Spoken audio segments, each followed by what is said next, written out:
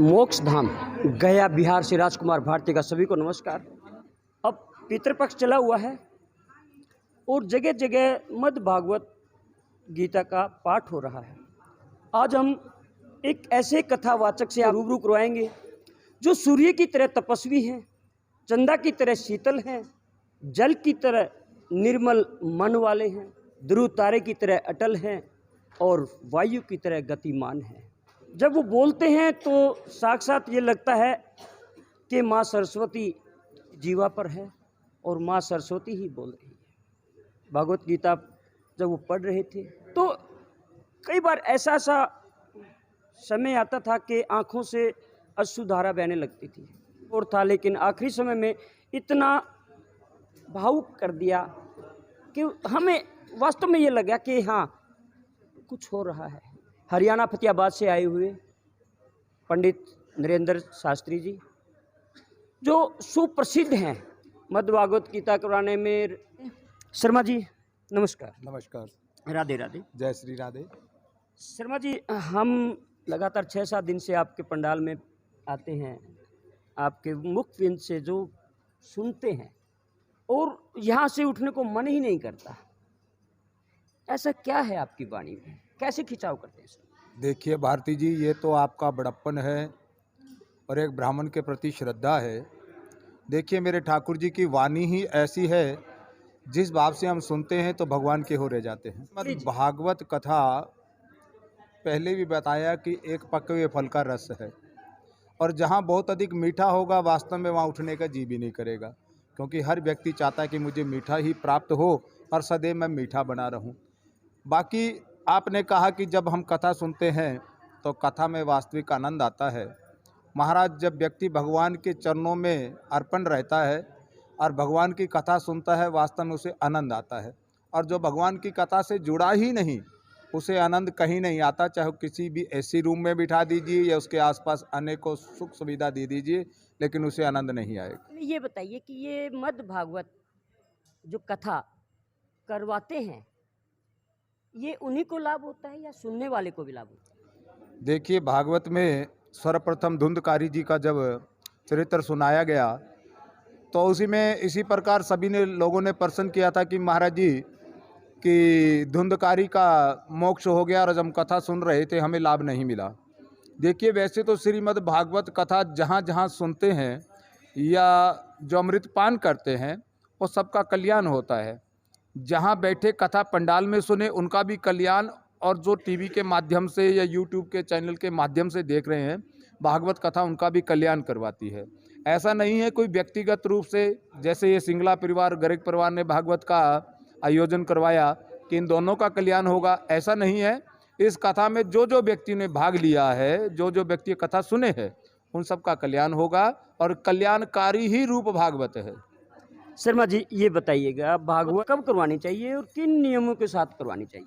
देखिए, हम घर में जब शुभ कार्य करवाते हैं पहले तो अनेक चक्रों में पड़ जाते हैं, करवाएं या ना करवाएं। भागवत बड़े ही भाग्य से प्राप्त होती है। भागवत जब भी शुभ समय मिले उस समय करवा लेनी चाहिए। यदि हम पितृमोक्ष के लिए करवाते हैं तो हमें भागवत पितृपक्ष में करवानी चाहिए। यदि भागवत का हम उत्सव बनाना चाहते हैं तो भागवत होली अवसर पर बना लेनी चाहिए। भागवत का हमें आनंद रूप में देखना चाहते हैं तो दीपावली के अवसर पर करा सकते हैं, यानी कि भादव मंगसर या अन्य किसी भी शुभ अवसर पर।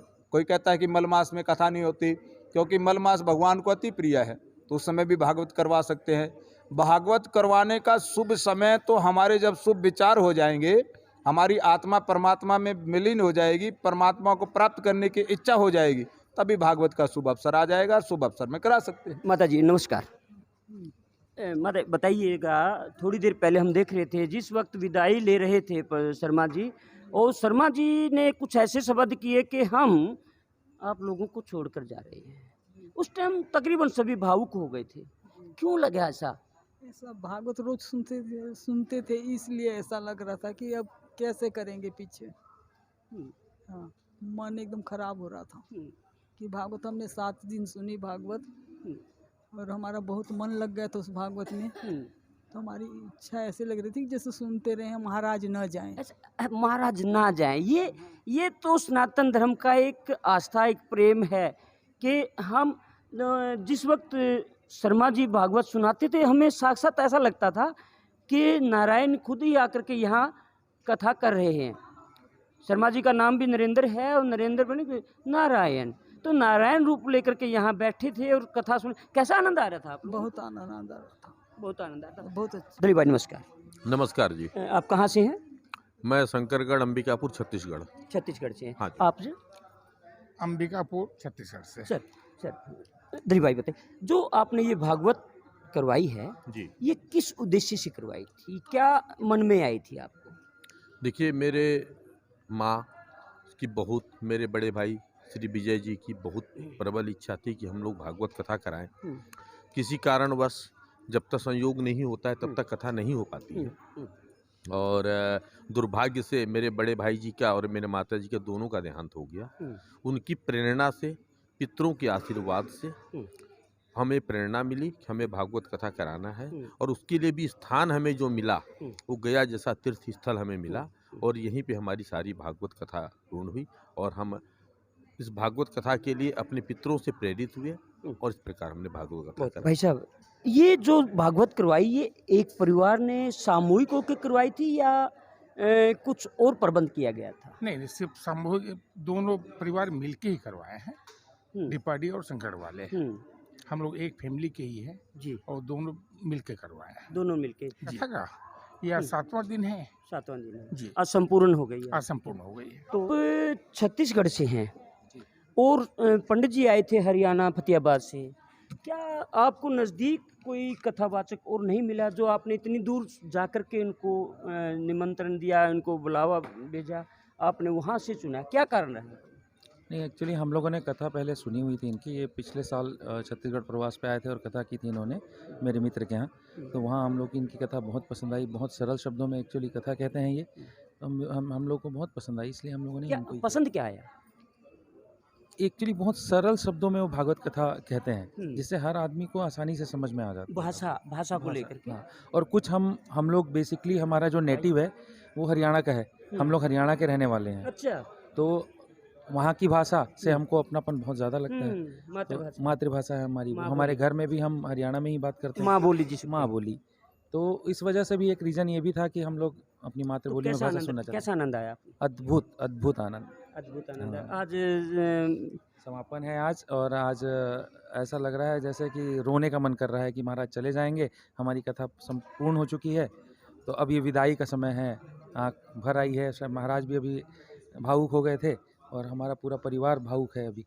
बहुत ही अद्भुत अनुभव था, और ऐसे लग रहा था कि चारों तरफ अलौकिक वातावरण है, और महाराज जी की जो वाणी में जो मिठास थी और जो उनका नॉलेज था वो हमारे दिल तक छुआ, और बहुत आनंद आया। और आज ख़त्म होने के अवसर पे हमको बहुत दुख पहुंचा है कि महाराज जी चले जाएंगे, या हम और सारे, और जो उनके साथ जो सारे पंडित जी आए थे उनका भी स्वभाव बहुत अच्छा था। सब बहुत अच्छे से मिलजुल के सब काम कर रहे थे, और हमारा पूरा परिवार जुड़ा था, तो हमको बहुत सुखद अनुभव था।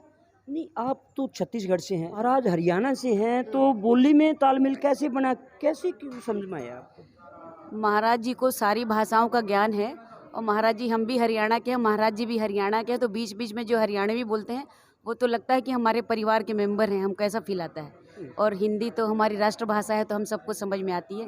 और उनकी जो मधुर वाणी है, और जो चेहरे पे मुस्कुराहट और तेज है, और जो उनका व्यक्तित्व है, वो बहुत ही सराहनीय है, और उनको लगता है देखते रहो और सुनते रहो। अच्छा, ये बताओ, भागवत के अलावा भी पंडित जी ने कुछ ऐसी भी बातें कही हैं जिससे कि समाज में जागरूकता आए? हाँ बिल्कुल। सबसे पहले तो उन्होंने माता पिता के लिए जो प्रेम बताया है कि यहाँ से माता पिता किसी के अनाथ आश्रम में नहीं जाएं, तो वो बहुत मतलब अंदर से वो प्रभावित करती हैं उनकी बातें, कि अपने माता पिता की हमेशा सेवा करनी चाहिए, उनके लिए प्रेम रखना चाहिए। ये अगर सब अपने माता पिता का प्रेम रखेंगे तो वृद्धाश्रम होगा ही नहीं। तो कैसा लग रहा है? आज विदाई हो रही है, जुदाई हो रही है, 7 दिन बड़े नाच कूद के हंस खेल के कर रहे थे, लग रहा है कि कल तो ऐसा नाच गान भी नहीं होगा। मैं सच्ची में बताऊं, 7 दिन किसी से प्रेम होने के लिए ना बहुत होते हैं। मेरे को तो उनसे प्रेम ही हो गया है। शर्मा जी, बड़ा भावुक माहौल बना दिया आपने लोगों को। शायद ऐसा लग रहा है कि जैसे राधा को छोड़ के गोकुल में जब कृष्ण भगवान मथुरा जाते हैं ना, कृष्ण भगवान से प्रेम करने वाले बाल गोपाल कहें, पूरा नगर एकदम विलाप कर उठा था, तड़प उठा था। तो आज अब कह रहे आपने जो बात कही ना, जो शब्द कहा कि हम विदाई लेते हैं, ऐसा क्यों? देखिए, ब्राह्मण, साधु और नदी का जल चलता ही अच्छा लगता है।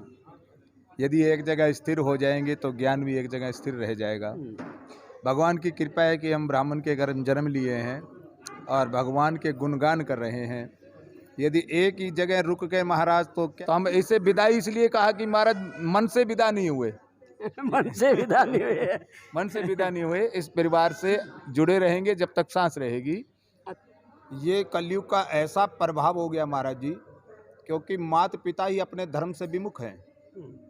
जब बच्चा जैसा घर में कर्म देखेगा, जैसी शिष्टाचार देखेगा, बच्चा उसी लाइन पर चलेगा। यदि हमारे बच्चों को हम अच्छी शिक्षा देना चाहते हैं, बच्चों को राम और लक्ष्मण और सीता और कृष्ण जैसा देखना चाहते हैं, तो खुद पहले दशरथ और कौशल्या बनना पड़ेगा, यशोदा बनना पड़ेगा, योग देव की यशोदा बनना पड़ेगा। तभी महाराज जी हम इच्छा पाएंगे कि हमारे बच्चे वैसे बने। इसी प्रकार हम मद् भागवत गीता सुनते रहें, आप सुनाते रहें, लोगों के अंदर एक बहुत बड़ी रुचि पैदा हो। ऐसा कोई मंत्र, ऐसा कोई बात बताएं समाज के अंदर कि ये जागरूकता आए कि हमें आरती पूजा हर व्यक्ति को, हर सनातन धर्म के बच्चे को कंठ होनी चाहिए। ऐसा कोई जागरूकता वाला शब्द हमें बताएं। भारती जी, आपने बहुत अच्छा प्रश्न किया है। हमारे बच्चे मंत्रों से दूर हैं, क्योंकि बड़ा ही विडंबना की बात है, बड़े दुर्भाग्य की बात है कि जहाँ हमारे स्कूलों में संस्कृत विद्या अनिवार्य होती थी, वेद मंत्रों का उच्चारण होता था, लेकिन कुछ राजनेताओं ने अपने स्वार्थ के लिए हिंदू तत्व को समाप्त करने के लिए उन पाठशालाओं को समाप्त किया, उन वेद पढ़ने वाले ब्राह्मणों का अत्याचार किया, उनका शोषण किया। इस कारण क्या है कि हमारी संस्कृति जो पश्चिमी देश को अपना रही है, बड़ी दुर्भाग्य की बात है। और देखिए, पश्चिम देश के जितने भी लोग हैं हमारे संस्कार को एक्सेप्ट कर रहे हैं, रामायण पढ़ रहे हैं, श्रीमद् भागवत पढ़ रहे हैं, गीता जी का ज्ञान ले रहे हैं, गंगा आदि स्नान कर रहे हैं। और बड़ी दुर्भाग्य की बात है, हम किसी बच्चे को कहेंगे बेटा छुट्टियों में कहीं तीर्थ पर जाइए, गंगा में स्नान जाइए, तो कहने का अर्थ कहते हैं कि महाराज आप पापा जीवित हैं, दादा जीवित, हम गंगा क्यों जाएं? मरने के बाद ही गंगा नहीं जाया जाता। जो व्यक्ति जीते जी गंगा स्नान करता है, उसे अंत समय में अवश्य गंगा प्राप्त होती है।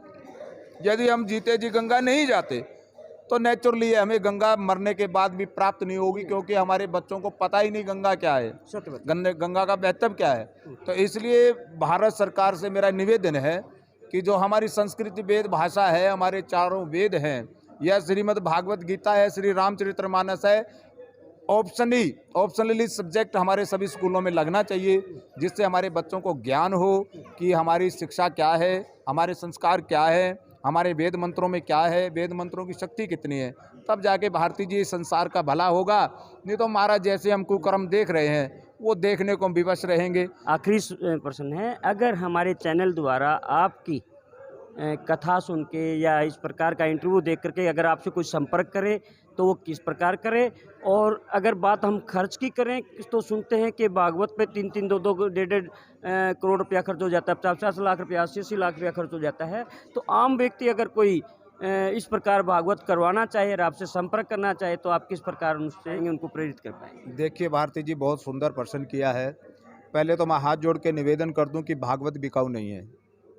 ठीक है, भागवत कभी बिकाऊ नहीं होती और पैसों से भागवत प्राप्त नहीं होती, लेकिन संसार के आधारभूत सुविधा को देखकर यह सब समस्याओं का समाधान करने के लिए मेरा मन का मानना है कि यदि किसी गांव में गौशाला के लिए या किसी मंदिर निर्माण के लिए या किसी कन्याओं के विवाह के लिए भागवत करवाई जाए तो नरेंद्र शास्त्री निःशुल्क भागवत करेंगे।